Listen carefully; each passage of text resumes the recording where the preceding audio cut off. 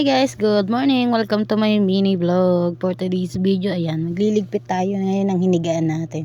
Hindi naman ako dyan guys masyado maglilinis kasi di naman masyado madumi yung bahay kasi nagligpit nga ako kagabi. Tapos maglalaba rin tayo for today's video. Ayan, hinigpit ko lang yung higaan ng bait kong asawa. Ayan siya guys. Kasi siya yung nahuli pero hindi siya nagtupi ng hinigaan. Pero gano'n naman lagi, 'di ba? Pero ayos lang 'yun. Saglit lang naman tayo maglilipit yan. Ayun guys, tinupi ko yun lang yung foam, tapos nilagay ko yung cover ng foam para maging ano siya, sofa bed. Charot. May sofa bed ang gaga. Charot. Bali hindi guys, ay ganyan. Ganyan kasi ginagawa ko kasi pag tanghali, diyan kami natutulog ng dalawa kong anak. Ayun. Kaming dalawa ng junakis ko. Ayan. Kinuha ko lang yung walis. Nagwalis lang tayo diyan guys. Ng slight na walis kasi naglinis nga talaga kami kagabi. Hindi ko na nga lang na-videohan at ginagamit ng mga junakis ko yung cellphone para manahimik sila sa isang tabi kasi guys isa lang yung cellphone namin kaya mahirap kapag nag-video tas may gagawin ka tas kailangan mong maging kasi mga anak mo. Yan guys, inayos ko lang yung sa may taas. Mabilis lang naman siya ayusin guys kasi nga hindi nga ganun kadumi, diba? Okay na. Tapos sa kusina naman tayo guys. Dito rin hindi rin masyado ganun karumi guys kasi bago ako natulog kagabi naglinis ako ng kusina ng loob. Yun. Kaya saglit lang tayo dyan maglilinis guys.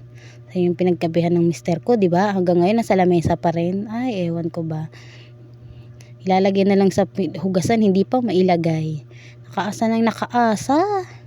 Charot. Pero ayos lang yun kasi nagtatrabaho naman siya para sa amin ng mga anak niya.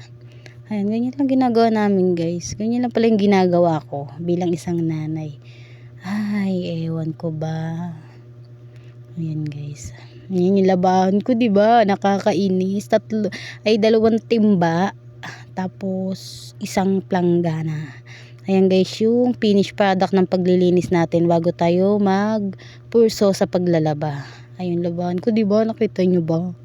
Ayan guys, naisalang ko na pala sa washing yan guys. Tapos ayan, magbanlaw na tayo dyan. Samahan nyo ako. Hindi ko na masyado kayong sinama sa buong paglalaba ko kasi masyado nang mahaba yun. Kinatkat ko na lang siya guys. Ayan, diba? Seryoso yan. Ayan guys, ganyan lang. Diba ang saya? Ewan ko ba? Naloloka na yata ako kalilinis ng bahay araw-araw. Pero ayos lang guys. Kasi yan ang gawain natin.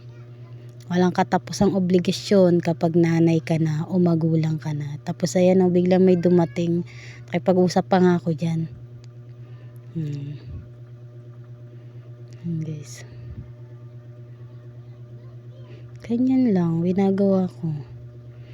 Diba? 1 week naming labahan pala yan guys kasi nagulat ako Bernes ngayon tapos nang pampiin ng anak ko nandiyan pa rin sa labahan. Ibig sabihin 1 week na yung labahan ko kaya ganun siya talaga karami. Ay nako guys, grabe no. 1 week akong hindi nakapaglaba. Ewan ko ba. Yan guys. Ganyan lang, diba? Nagbanlaw lang ako dyan guys.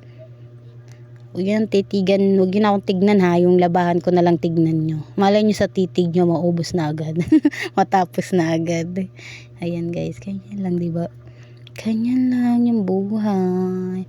Tapos ayan guys, pakita ko sa inyo, nakapag-dryer na ako ng puti. May nakasalang pang puti, ayan pa i-dryer ko yung dalawa pang timba.